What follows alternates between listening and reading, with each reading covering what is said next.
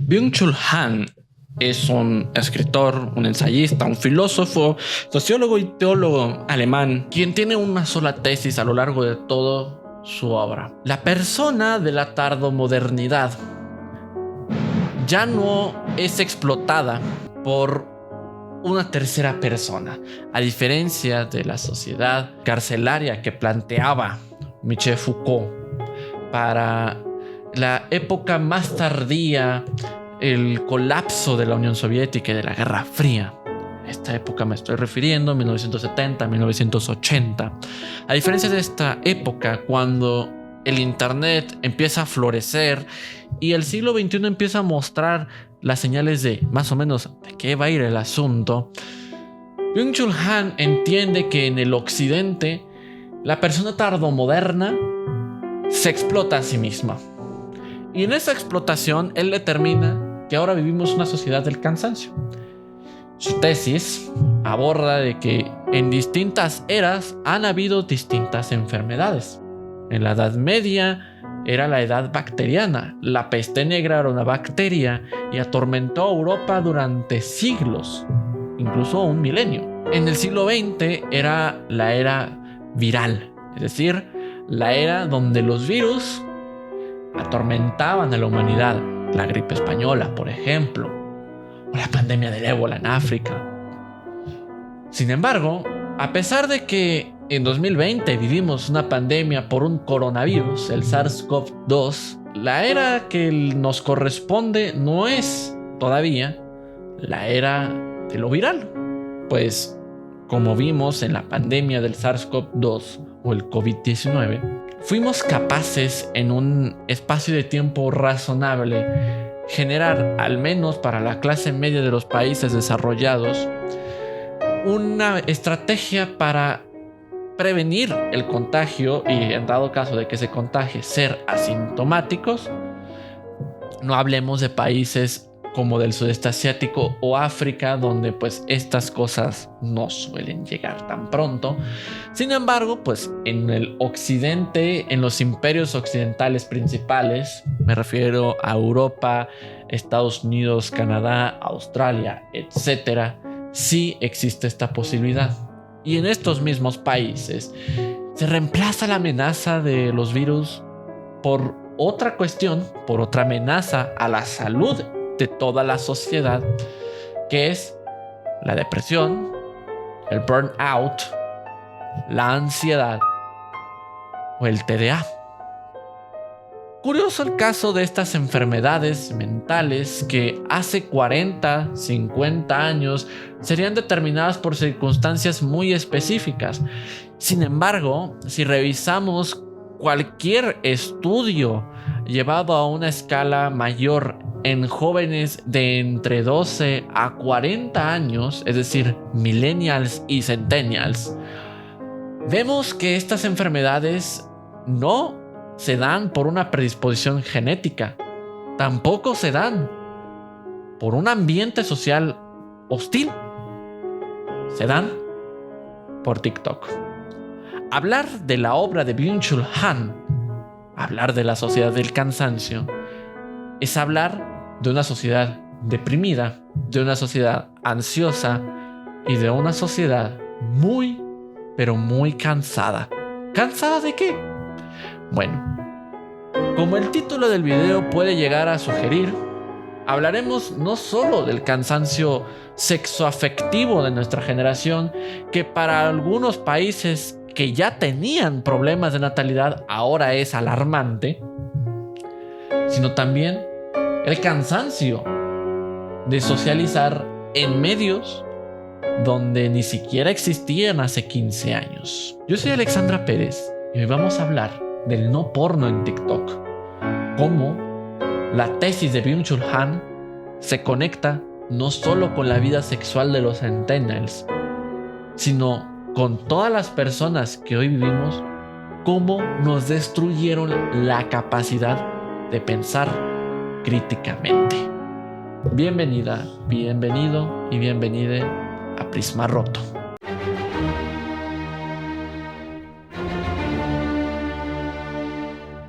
La agonía del Eros es uno de estos libros de Byung-Chul Han donde se aborda una temática a lo mejor inesperada para hablar de la tesis global de todo el ejercicio filosófico de Byung-Chul Han. Y hablar de la sexualidad de las personas hoy vivas, ni siquiera hablemos de millennials y centennials como lo hice en el prólogo de este video, sino también ancianos, de pubertos y de adultos no tan mayores.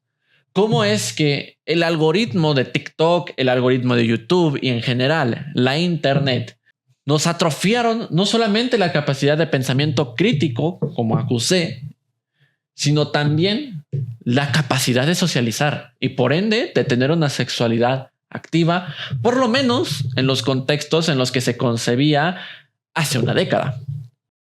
Distintas estadísticas demuestran un incremento radical en el método en el que los nuevos matrimonios se conocen. Y es que aplicaciones como Tinder, Bumble, Grindr, etcétera, ahora juegan un papel enorme en el desarrollo de la sexualidad, no solamente de los jóvenes, de todos. Byung-Chul Han habla de que la persona cansada está cansada debido a la autoexplotación. Con el neoliberalismo se nos dijo que ahora éramos capaces de no solamente emprender por nosotros mismos, sino que incluso siendo subordinados a otras empresas, ahora se nos introducía la idea de la autogestión. Y también se nos introduce de manera inconsciente, ahora no el debo hacer, sino el puedo hacer. Pero no es como Marx concebía en el sentido de cada quien a su capacidad y cada quien según sus necesidades, sino es una autogestión en el sentido, aún debes hacer todas tus tareas, pero yo no te digo que es una obligación tuya, sino que eres capaz de hacerlo y que si no lo haces, eres una persona fracasada por no lograr lo que la persona de al lado sí pudo hacer. Sin importar el contexto social, el contexto económico, familiar, etc. Ahora, el no lograr la riqueza del sueño americano que se nos ha vendido por casi un siglo, ya no es un asunto de deber. Ahora es un asunto del poder. Yo puedo llegar a tener mi familia, mi casa propia, mi carro propio, viajar a la playa en vacaciones. Y sin embargo, gano un salario mínimo, si nos va bien en México. Y con un salario mínimo no se alcanza una familia, una casa propia, un carro propio y cada año ir a la playa o algo por el estilo. Entonces ya no es un asunto de que el sistema económico es el culpable de que me paguen de esta forma, sino es mi culpa porque no soy capaz de producir mi propia riqueza. La persona cansada en la tardomodernidad está cansada de fracasar porque se le ha vendido como fracaso el no tener recursos económicos, pero ahora también recursos emocionales. En la década de 2010, en el sistema educativo público mexicano y en el privado también, se introdujo la idea de las inteligencias diversas, la inteligencia emocional, artística, matemática, etc. Excavó dentro de la psique de los educadores de este país y se nos educó a mi generación en la idea de que ahora tenemos distintas habilidades y se nos podía educar por competencias. Una palabra que me encanta el uso porque aunque se refiere a lo que uno es competente para hacer, es decir, tiene la capacidad de hacerlo, que es hábil en ese campo, la educación por competencias para una persona que no está entrenada en este tipo de vocabulario de la pedagogía, educación por competencias siempre le va a sonar, por lo menos inconscientemente, a la vida es una carrera y tengo que ganarla, porque las carreras no se pierden, se ganan.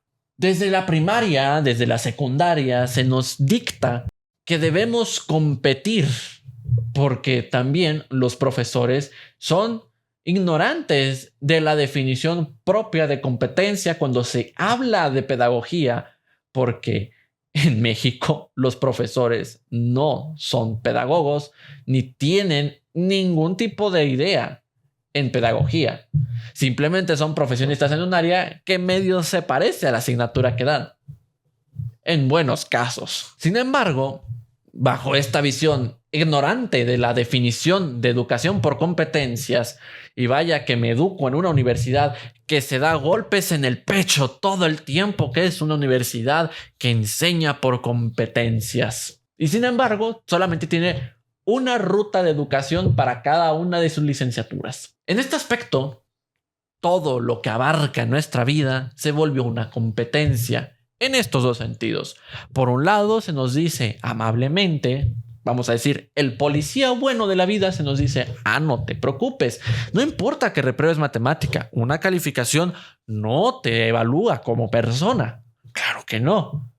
Pero mira a Juan, que sacó 100, que fue a la Olimpiada de Matemáticas, y tú mira que sacaste un 60 y porque le caíste bien a tu profesor.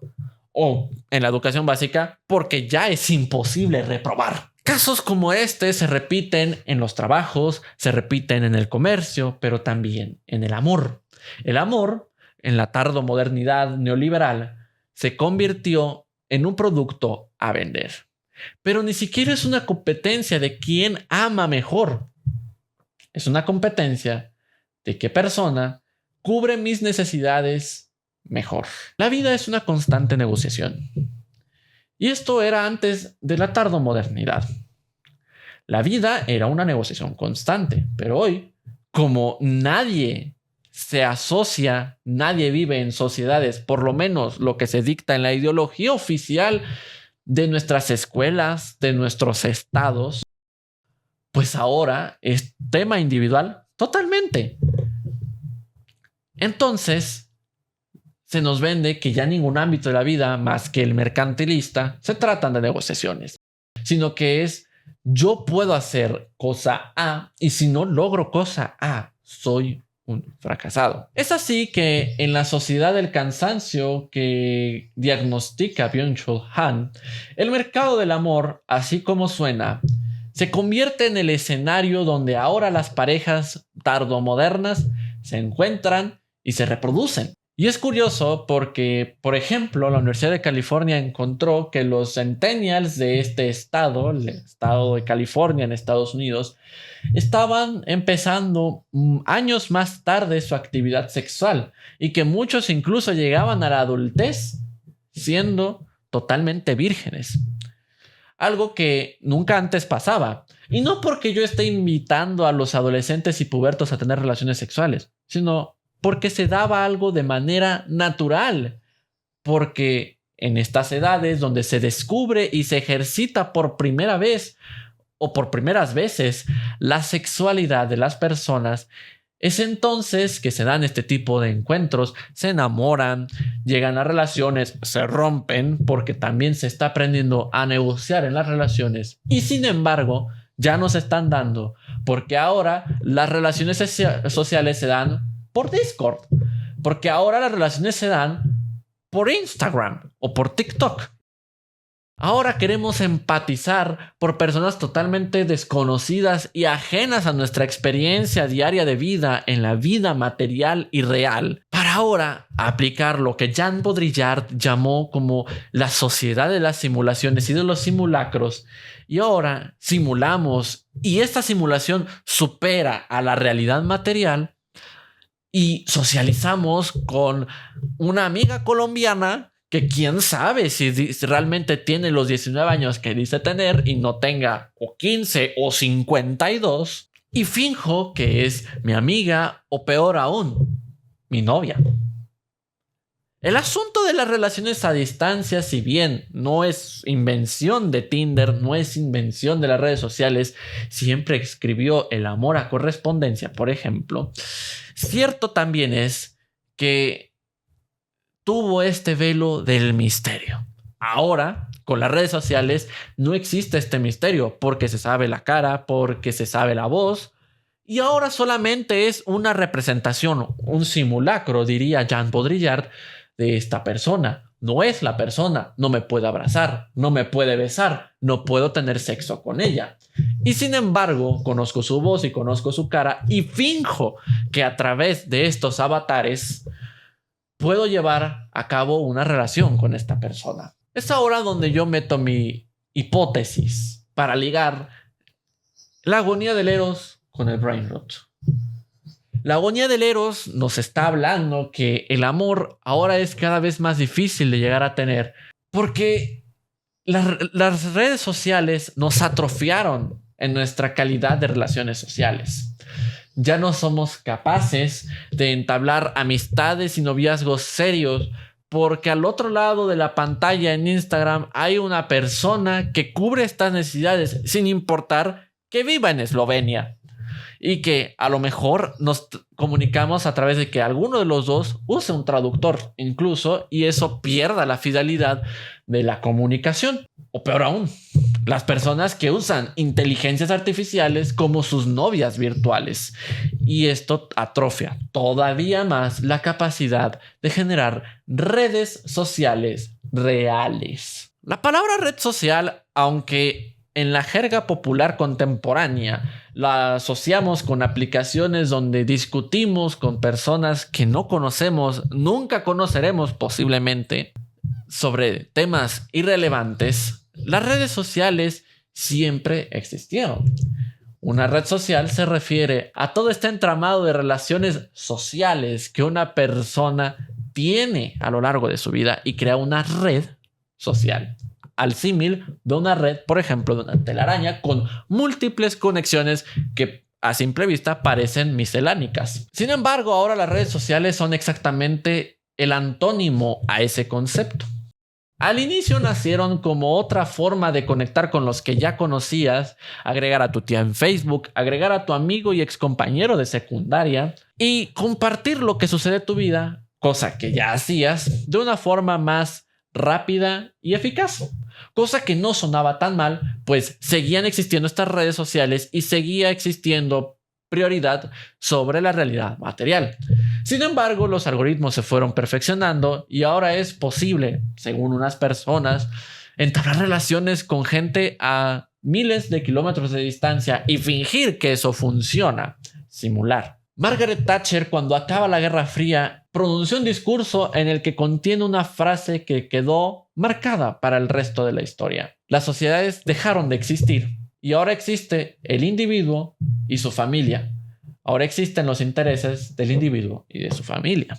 Esta frase de la primera ministra del Imperio Británico retrató lo que era la misión y visión del globalismo neoliberal, que ella y Ronald Reagan, de la mano del Papa San Juan Pablo II, entretejieron alrededor del mundo occidental.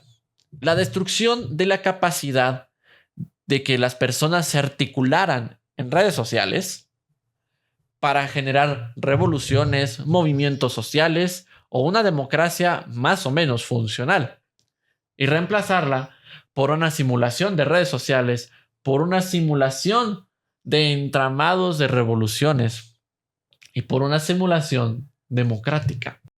No es secreto para nadie que, por ejemplo, para quien esté en un trabajo y esté en el sindicato, o para alguien que esté en la escuela y quiera interactuar y quiera resolver asuntos escolares con las organizaciones estudiantiles, que estos aparatos que en otro momento servían como articuladores de negociaciones con los entes realmente poderosos de estos ámbitos de socialización, el trabajo y la academia, hoy no sirven de nada.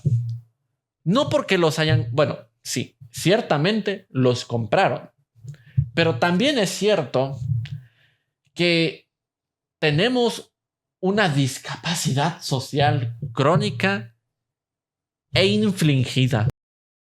Byung-Chul Han, cuando habla de las enfermedades durante las eras, la era bacteriana, la era viral y ahora la era del cansancio, habla también de que estas enfermedades son meramente egoístas o narcisistas. Habla de que estas enfermedades como la depresión, la ansiedad o el burnout son padecimientos mentales que tienen un origen extremadamente narcisista. Porque estas enfermedades se dan bajo el pensamiento que ahora es muy popular en mi generación. Los astros confabulaban en contra mía. Tal persona hizo algo para dañarme a mí, exclusivamente a mí. Y todo esto porque desde las instituciones educativas, religiosas, obreras, etcétera, estatales, se nos inculcó que no existía la sociedad, sino que era el individuo en un colectivo, o ni siquiera en un colectivo, en una masa amorfa y miscelánica, heterogénea, en el que existía él, de casualidad, porque de casualidad vive en una ciudad, pero realmente no existe la comunidad de su ciudad o barrial, o si vive en un edificio de departamentos, no existe siquiera una comunidad real de vecinos de departamentos, sino que ahora son personas individuales que por obligación espacial tienen que coexistir, no socializar, no negociar, coexistir. Yo añadiría también a estas enfermedades egoístas al brain rot. Brain rot específicamente no es una enfermedad, pero sí es un estado mental en el que por el exceso de consumo de redes sociales como TikTok, en el que es un formato vertical y que con una sola mano y un solo dedo se puede cambiar de manera acronológica el contenido sin ningún tipo de coherencia. El gran daño que generan las redes sociales, a diferencia de, por ejemplo, foros en Internet, es que los foros en Internet se abre un tema de discusión y hay una discusión coherente. Ahora ya no. Ahora aparece primero el video de una noticia horrible de nota roja y al siguiente es un husky gritando porque lo llevaron a la peluquería. Peluquería para perros. Cuando hay niños donde ni siquiera tienen acceso a agua potable. El brain rot también cabría dentro de esta descripción de estados mentales narcisistas bajo el sentido de que es el exceso del consumo de una droga. Y el consumo de una droga siempre es egoísta, siempre es para masturbar la mente y olvidarse sin ejercer un cambio en nuestras vidas y más bien doparnos de sustancias que genera nuestro propio cuerpo como la dopamina para evitar el dolor de un sistema que no está hecho para los humanos, sino está hecho para que generen ingresos los capitalistas. Byung-Chul Han también acusa que estos estados mentales son narcisistas bajo el concepto que la depresión, la ansiedad, el brain rot que yo agrego o el burnout son estados mentales que conllevan al aislamiento social y que no solamente conllevan al aislamiento social, sino que también son estados mentales en los que se niega a la otredad. Manuel Levinas, un filósofo lituano, describía la otredad como esta cosa que veíamos que es distinta a mí. La otredad no es otra cosa más que un ente, una persona o un concepto que es ajeno a mí. Y Byung-Chul Han acusa que en la tardomodernidad hemos generado una intolerancia a las otredades. Y el amor, básicamente, es reconocerse en el otro. A esto Byung-Chul Han lo llama el exceso de la positividad. La positividad vendría a reemplazar el yo y la negatividad, su antítesis, vendría a reemplazar al otro, a la otredad. Y estas enfermedades o estados mentales vendrían a suceder y también tendrían consecuencias sobre la negación de lo negativo y abrazar lo positivo. Vivimos un simulacro de redes sociales, que por ejemplo una de ellas podría ser Twitter, donde simulamos que hacemos justicia por cuenta propia cuando funamos a cierta personalidad pública porque cometió un atropello que la sociedad considera imperdonable, sin entender, como haría un juez, cuál es el contexto, cuál es la historia detrás de este supuesto atropello a la dignidad humana que se está cometiendo. Y pasa, y no quiero victimizar a los funados y revictimizar a los funadores, pero simplemente llama la atención que es la versión virtual del linchamiento público, del linchamiento. Sacar a alguien, acusarlo de algo terrible e imperdonable y molerle a golpes. Algo que, por ejemplo, hacían los skinheads británicos o los nazis en Alemania.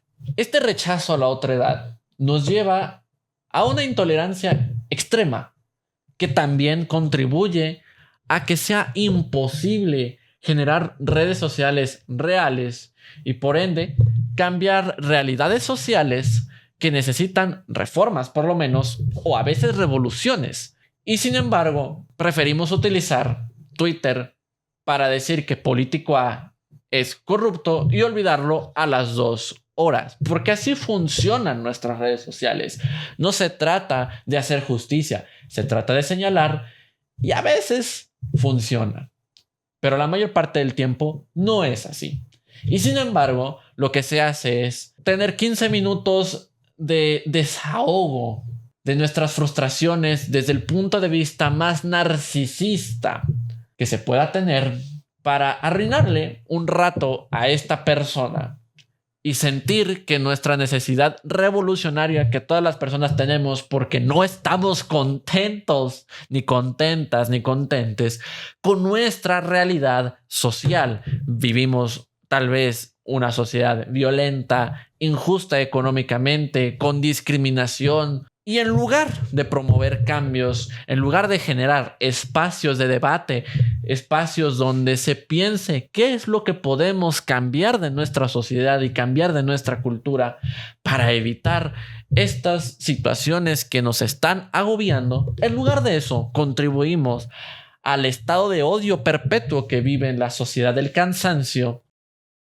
y preferimos funar a una persona. El hecho de que en 2023 la Universidad de Cambridge haya escogido como palabra del año brain rot, en el momento en el que ChatGPT estaba floreciendo como herramienta de plagio, porque no es otra cosa que eso, una herramienta de plagio, de robo intelectual, y donde los estudiantes mediocres la utilizan para generar tareas o hacer su trabajo, también está perpetuando un hecho que ya venía ocurriendo. Y es que estamos perdiendo la capacidad intelectual. Sócrates, en la antigua Grecia, acusaba a la escritura de empobrecer las habilidades de la memoria, pues él decía que no había nada mejor que ejercitar la memoria para el propósito de también ejercer la capacidad de logos. Y si bien eficientó la transmisión de conocimientos, también es una realidad que atrofió las memorias de las personas de aquel momento. Cuando se inventó la imprenta, los intelectuales de la modernidad y del Renacimiento acusaron que la imprenta iba a causar que las personas accedieran a libros sin un contexto, accedieran a conocimiento sin una guía y los interpretasen mal. Cuando surge Encarta, cuando surge Wikipedia, los profesores de primaria y los intelectuales empiezan a acusar de que es una herramienta descarada de plagio, porque solamente basta con seleccionar el texto, hacer control C y en un archivo de Word hacer control V y cambiar algunas palabras para decir y solo decir que ese conocimiento es tuyo o que realmente analizaste críticamente el texto que se pidió en la escuela o plagiar directamente trabajos ajenos. La inteligencia artificial, como es obvio, no fue ajena a esta polémica. Y sin embargo estamos viendo, como con las otras ocasiones, que efectivamente la capacidad cerebral y la capacidad intelectual de los usuarios de las inteligencias artificiales están disminuyendo.